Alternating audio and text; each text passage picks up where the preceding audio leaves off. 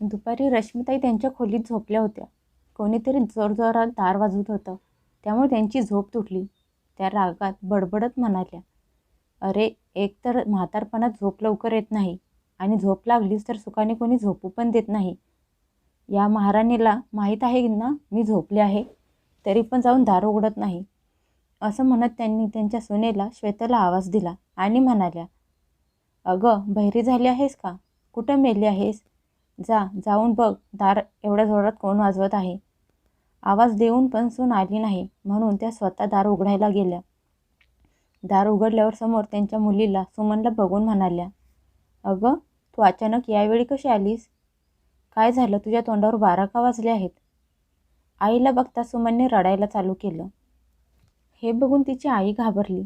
सुमन म्हणाली, आई, माझा भाऊ असे रंग दाखवेल असं मी कधी विचार पण केला नव्हता. तुला माहेरी आलेलं आवडत नाही तर तोंडावर बोलायचं ना, पण असं सगळ्यांच्या समोर माझा अपमान करायची काय गरज होती?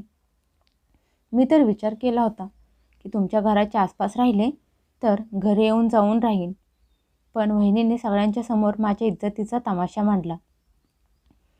मुलीचं बोलणं ऐकून तिची आई म्हणाली, अगं सुमन, तू काय बोलत आहेस? मला अजिबात कळत नाही. तेवढ्यात तिथे त्यांची सून श्वेता आली आणि म्हणाली, मग मी काय चुकीचं बोलले होते? जर पाणी डोक्यावरून जायला लागलं तर माणूस स्वतःचा जीव अगोदर वाचवेल ना? त्या दोघींमध्ये जोरात भांडण सुरू झालं. ते बघून रश्मिताई म्हणाल्या, श्वेता, तू माझ्या मुलीशी अशी कशी बोलत आहेस? तेवढ्यात त्यांचा मुलगा महेश पण घरी आला. त्याला बघून सुमनने रडत त्याला वाईट साडीत बोलायला सुरुवात केली. महेश आणि सुमनचा वाद चालू झालेला बघून त्यांची आई जोरात ओरडत म्हणाली, अगं सुमन, असं काय झालं आहे की तू तुझ्या भावाशी भांडायला लागली आहेस? अरे, बहीण भाऊ तर आपापसात तसे भांडायला लागले तर कसं होणार? अरे, कोणीतरी मला सांगाल का नक्की काय झालं आहे? समोर उभी असलेली त्यांची सून श्वेता पाय आपल्या तिथून खोलीत निघून गेली आणि सुमन तिच्या आईला सगळी कहाणी सांगायला लागली. सुमन म्हणाली, आई, तुला तर माहीतच आहे मी भाड्याच्या घरात राहते. घर मालक आता घर मोकळं करायला सांगत आहे. माझा चुलत दीर घराचे जमिनीचे व्यवहार करतो, म्हणून मी त्याला आमच्यासाठी एखादं चांगलं घर भाड्याने शोधायला सांगितलं होतं. त्याने मला याच कॉलनीत एक चांगलं घर राहण्यासाठी दाखवलं. हे बघून मी खूप खुश झाले की चला, आईच्या घराजवळ राहायला गेले तर चांगलं होईल. मी कधीही तुला भेटायला येऊ शकेन. पण जेव्हा आम्ही घर बघायला गेलो तेव्हा मी दादाला ते घर बघायला बोलावलं होतं. दादा वहिनीला घेऊन ते घर बघायला आला तर माझ्या चुलत दिरांच्या समोर वहिनी मला म्हणाली की ताई, असं माहेरच्या जवळ घर घेणं चांगलं वाटत नाही. माहेरपासून जेवढं लांब राहाल तेवढं प्रेम राहतं. असं म्हणत वहिनीने मला एवढा मोठा टोमणा मारला. आता तूच सांग, माझा अपमान झाला का नाही? आणि जरी मी इथे राहायला आले तरी मग वहिनीला का वाईट वाटत आहे? असं म्हणत सुमन परत रडायला लागली. मुलीचं बोलणं ऐकून रश्मिताई मुलाला म्हणाल्या, महेश, तुला लाज वाटत नाही का? स्वतःच्या बहिणीला असं कोण बोलतं का? उलट हे तर चांगलं आहे की तुझी बहीण आपल्या जवळच राहायला आली आहे. आपल्याला तिची हालहवा समजत राहील. आईचं बोलणं ऐकून महेश त्याचं डोकं धरून बसला. त्याला कळत नव्हतं की आईला कसं समजावून सांगावं. आणि इकडे सुमन सारखी सारखी बोलत होती, आई, मी पण तर कधीपासून हेच बोलत आहे. जर तुला माझी गरज लागली की मी लगेच तुझ्याजवळ येत जाईन, आणि मला जर तुझी गरज लागली की तू पण माझ्याजवळ येशील. आता तर मला माझ्या घरातून इथे यायला 1 तास जातो. मी इथे जवळ राहायला आले तर वहिनीला पण माहेरी यायला जायला मिळेल. ती गेल्यानंतर मी तुझी सेवा करेन. पण वहिनी तर माझ्यावर जळून राग झाली, कारण ते घर खूप मोठं आहे आणि मला त्याचं भाडं पण द्यायला लागणार नाही. पण दादा वहिनी अशी गोष्ट बोलले की मी आता माहेरी जवळपास राहायला येण्याचा विचारसुद्धा करू शकत नाही. मला घराची किती गरज आहे, पण दादा वहिनीमुळे मला ते घर सोडून द्यायला लागेल. असं म्हणत सुमन रागात उठून उभी राहिली. तसा तिच्या आईने तिचा हात पकडला आणि म्हणाली, तू थांब सुमन, मी सांगितलं आहे ना तुला, तू कुठे जाणार नाहीस. महेश, अरे तुला लाज वाटायला पाहिजे होती. बहिणीला मदत करायची सोडून तिला इथे राहण्यापासून अडवत आहेस? अरे दर महिन्याला घराचे भाडे देताना किती भारी पडत असेल बिचारीला. आणि आता परत दुसरीकडे कुठे राहायला गेली तर भाडे परत द्यायला लागणारच ना. एवढी छोटीशी गोष्ट तुझ्या काय लक्षात येत नाही? आईचं बोलणं ऐकून महेश त्यांना परत समजावून सांगण्याचा प्रयत्न करत म्हणाला, आई, तुला मी बोललेल्या गोष्टी काय लक्षात येत नाहीत? आई, नात्यात अंतर असलेलं बरं असतं. हे ऐकून त्याची आई मोठ्या आवाजात म्हणाली, मला तुझं काहीच ऐकून घ्यायचं नाही. नात्यात जर प्रेम असेल तर कुठलीच गोष्ट महत्त्वाची नसते. आणि ही तर तुझी सख्खी बहीण आहे. बहिणीचं दुःख तू समजून घेणार नाहीस तर मग कोण घेणार? आणि हो, तुझ्या त्या महाराणीला समजावून सांग, जर तिने कुठल्याही गोष्टीवर बोट उचललं तर माझ्यासारखं वाईट दुसरं कोणी नसेल. आत खोलीत बसून श्वेता सगळं काही ऐकत होती. तिला खूप राग पण येत होता. तेवढ्यात महेश खोलीत आला. त्याला बघता श्वेता म्हणाली, अहो, आता तुम्हाला माहीत आहे ना काय होईल? तुमच्या बहिणीने रडून रडून डोळ्यातून एवढं पाणी काढलं आहे की ते बघून तुमची आई आपलं काहीच ऐकून घेणार नाही. तुमच्या बहिणीला मी चांगली ओळखते. एवढ्या जवळ राहायला आल्यावर त्या आपल्या घरात किती लक्ष घालतात की नाही ते बघाच. बायकोचं बोलणं ऐकून महेशचा चेहरा उतरला. तो बायकोला म्हणाला, श्वेता, मी तर प्रयत्न केला होता, पण आई समजून घ्यायला तयारच नाही. आता जे होईल ते बघता येईल. श्वेता पण नवऱ्याचं बोलणं ऐकून शांत बसली. पण आता येणाऱ्या वेळेची तिला भीती वाटायला लागली होती. कारण तिची नणंद तिच्या घरात जरा जास्तच डोकवायला लागली होती. आणि ते महेशच्या पण लक्षात आलं होतं. काही दिवसांपूर्वी जेव्हा फ्रीज खराब झाला तेव्हा महेश आणि श्वेताने नवीन फ्रीज घरी आणला. ते बघून सुमन तोंड वाकडं करत म्हणाली, अगं वहिनी, तू हा कुठल्या जुन्या काळातला फ्रीज घेऊन आली आहेस? आजकाल तर किती सुंदर सुंदर फ्रीज आले आहेत. फ्रीज घ्यायच्या अगोदर एकदा तरी मला विचारायचं होतंस.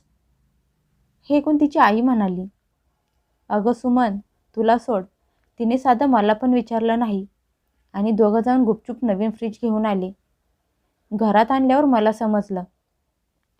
सुमन तिच्या भावाला म्हणाली, दादा, ही खूप चुकीची गोष्ट आहे. तू कमीत कमी आईला तरी सांगायचं होतं.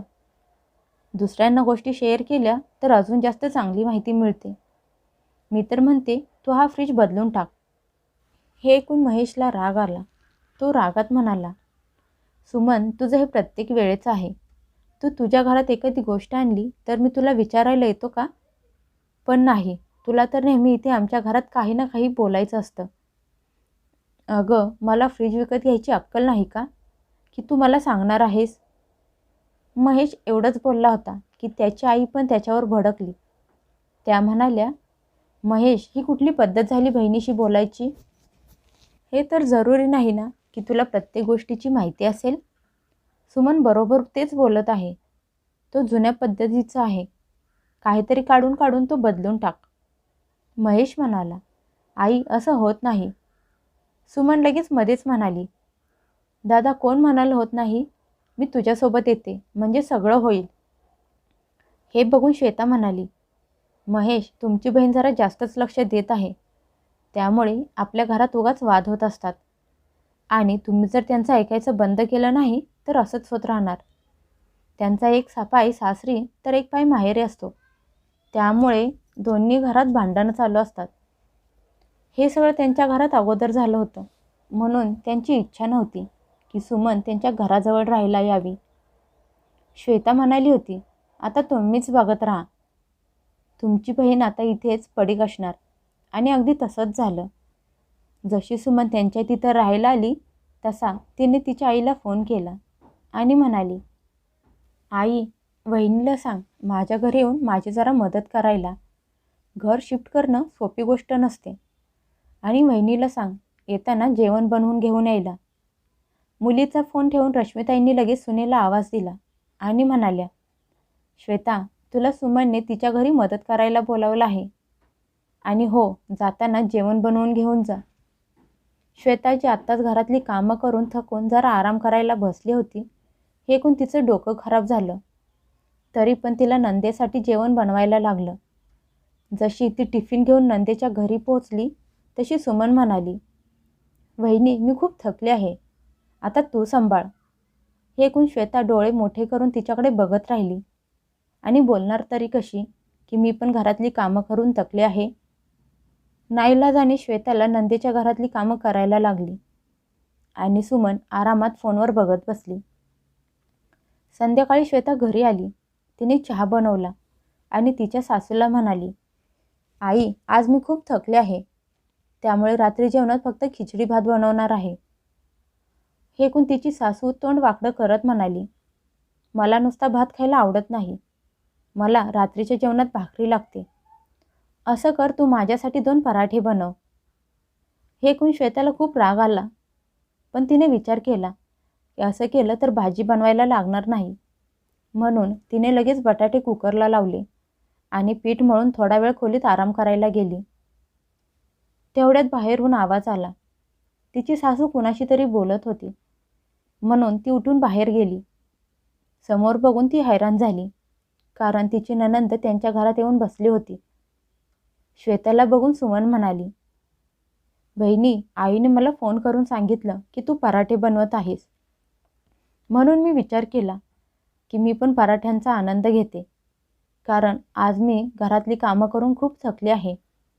जेवण बनवायची अजिबात इच्छा नाही आणि पराठे तर माझ्या नवऱ्याला पण खूप आवडतात. त्यामुळे बहिणी तू असं कर, त्यांच्यासाठी पण 2-3 पराठे पॅक करून दे. हे ऐकून श्वेताचा राग अजूनच वाढला.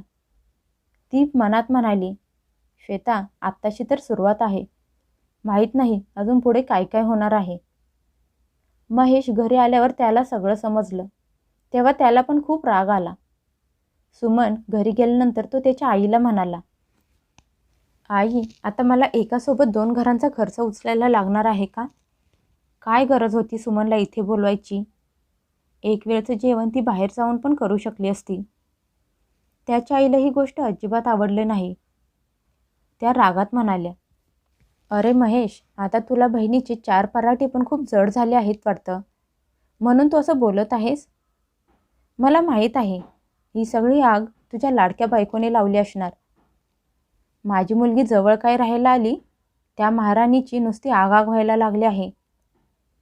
जेव्हा त्याची आई बायकोला मध्ये आणायला लागली तसा महेश शांत झाला, पण आता हे रोजचंच व्हायला लागलं होतं. सुमन कधीही घरी येत असायची, कधी नाश्त्याच्या वेळेस तर कधी जेवणाच्या वेळेस. एक दिवस तर सकाळी सकाळी त्यांच्या घरी आली. अजून घरातले कोणी झोपेतून उठले पण नव्हते. सकाळी दारावरची बेल वाजल्यामुळे श्वेताने झोपेतून डोळे चोळत दार उघडले. समोर नंदेला बघून हैराण झाली.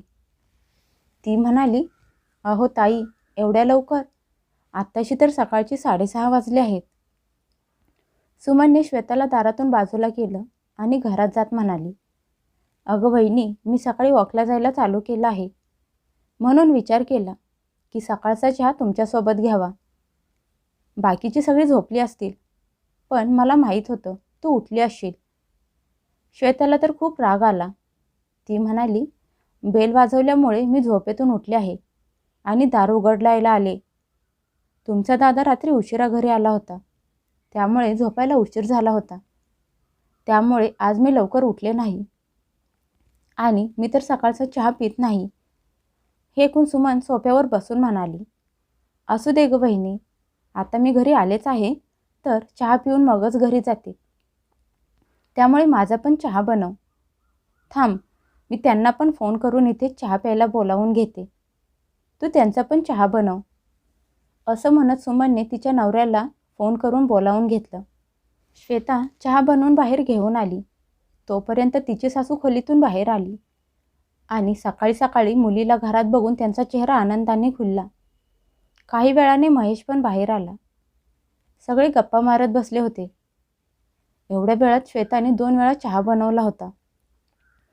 श्वेता हाच विचार करत होती की आता हे लोक नाश्ता करायला पण इथेच थांबू नयेत. आणि जसा ती विचार करत होती अगदी तसंच झालं. सुमन घरी जायला निघाली तशी तिची आई म्हणाली, अगं सुमन, आता आलीच आहेस तर नाश्ता करून मगच जावा. आणि तसंही आज रविवार आहे, आणि जावयांना पण आज सुट्टी असेल.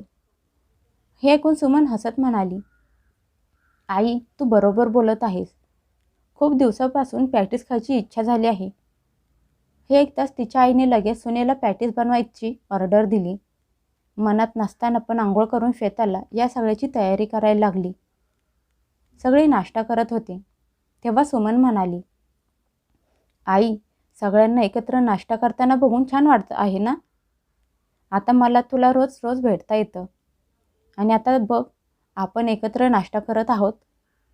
बहिणी तू कधी माहेरी गेलीस तर मला सांग, मी आईजवळ राहत जाईन. कारण तुला आईला एकटं सोडून माहेरी जाता येत नव्हतं ना. हे ऐकून श्वेता मनातल्या मनात विचार करायला लागली की माझी नणंद तर एवढी साधी सरळ नाही की अगदी सहज माझी मदत करायला येईल.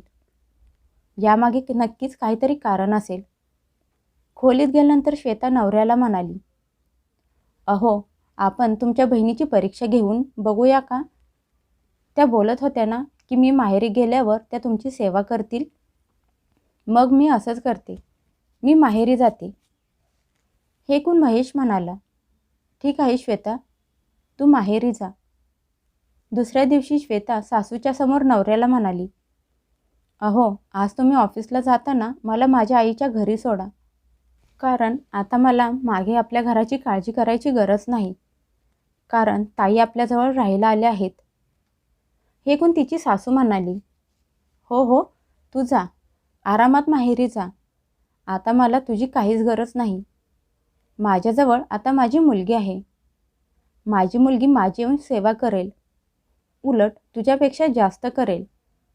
हे ऐकून श्वेता तिच्या सासूला म्हणाली, आई तुम्ही पण बघा कोण तुमची सेवा किती करतं ते. नाश्ता करून झाल्यानंतर महेश श्वेताला घेऊन निघून गेला. सुमन आईच्या घरी आली आणि किचनमध्ये जाऊन सगळे डबे उघडून बघायला लागली आणि म्हणाली, आई वहिनीने डब्यात काय काय भरून ठेवलं आहे, पण बनवत तर काहीच नाही. सगळ्या घराची काय अवस्था करून ठेवली आहे. हे ऐकून तिची आई म्हणाली, काय करू बाळा, म्हातारपणात सुनेच्या भरोशावर राहायला लागतं. काही बोलायला गेले तर भांडायला येते. घराची मालकीण बनून बसली आहे आणि मला तर काहीच समजत नाही ना, मला कशाबद्दल विचारत असते. बरं झालं तू बाजूला राहायला आलीस, कमीत कमी तू तरी माझी काळजी घेशील. हे ऐकून सुमन म्हणाली, आई तू काळजी करू नकोस, आता मी इथेच आहे. जेव्हा गरज असेल तेव्हा बोलावून घे. तू बोलत असशील तर तुझी खोली झाडून घेते. आईच्या सांगण्यावरून सुमन आईची खोलीची साफसफाई करायला लागली आणि कपाटातून एक एक वस्तू बाहेर काढून बघायला लागली. एक दोन साड्या आवडल्या तर आईला म्हणाली, आई मी तर अशा साड्या कधीच नेसल्या नाही. हे ऐकून तिची आई लगेच म्हणाली, घे बाळा तुला घेऊन जा, मी तर कुठं नेसते, आणल्यापासून तशाच कपाटात पडून आहेत. त्या दिवशी अचानक महेश घरी लवकर आला. त्याने बघितलं तर सुमन बॅगेत भरून सामान घेऊन निघाली होती. ते बघून त्याने विचारलं, अरे सुमन तू काय खरेदी करायला गेली होतीस का. हे ऐकून त्याची आई म्हणाली, अरे खरेदी करायला गेली नव्हती.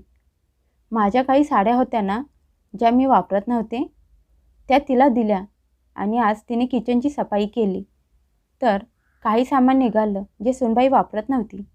ते सामान पण मी तिला देऊन टाकलं. हे ऐकून महेशचे होश उडाले, पण बहिणीला काही बोलू शकला नाही. पण बायकोला फोनवर सगळं सांगितलं. हे ऐकून श्वेता भडकली आणि म्हणाली, महेश मला माहीत होतं तुमची बहीण जवळ राहायला आल्यावर हेच करणार. त्यांना घरी यायचं लवकर बंद केलं नाही तर माहीत नाही घरातलं काय काय सामान घेऊन जातील. आता मला उद्याच घरी यायला लागेल, नाही तर माहीत नाही घरातून काय काय गायब होईल. महेश म्हणाला, तुला घरी यायची गरज नाही, मी काहीतरी करतो. दुसऱ्या दिवशी सकाळी महेशने सुमनला फोन केला आणि म्हणाला, सुमन लवकर घरी ये, आईला खूप ताप आला आहे. कधीपासून उठवत आहे पण उठतच नाही. तू येऊन तिच्या जवळ बस, मी डॉक्टरांना बोलावून घेऊन येतो. हे ऐकून सुमन म्हणाली, अरे दादा आज मला माझ्या जावेच्या घरी जायचं आहे आणि मी घरातून निघाले आहे, त्यामुळे घरी कशी काय येऊ शकते. तू आईला दवाखान्यात घेऊन जा. डॉक्टरांना घरी बोलवायची काय गरज आहे? मी संध्याकाळपर्यंत येते. महेश हे सगळं आईच्या समोर स्पीकरवर बहिणीसोबत बोलत होता. हे ऐकून त्याची आई पण दंग झाली. कारण कालच तर त्यांची मुलगी म्हणाली होती की उद्या मी उशिरापर्यंत झोपणार आहे, कारण तिच्या नवऱ्याला सुट्टी आहे आणि 11 वाजेपर्यंत घरी येईल असं पण बोलली होती. तिच्या आईला समजलं होतं की त्यांची मुलगी खोटं बोलत होती. संध्याकाळ झाली तरी सुमन त्यांच्या घरी आली नव्हती. आता तर त्यांचं मन मुलीच्या अशा वागण्याबद्दल निराश झालं होतं. ज्या मुलीची बाजू घेऊन त्या त्यांच्या मुलाशी आणि सुनेशी भांडत होत्या, त्याच मुलीच्या नजरेत त्यांची काय किंमत आहे हे आता त्यांना समजलं होतं. आज त्यांना त्यांच्या चुकीची जाणीव झाली होती. दुसऱ्या दिवशी श्वेता घरी आल्यावर रश्मिताईंनी तिची आणि महेशची माफी मागितली. श्वेताने पण मोठ्या मनाने त्यांना माफ केलं.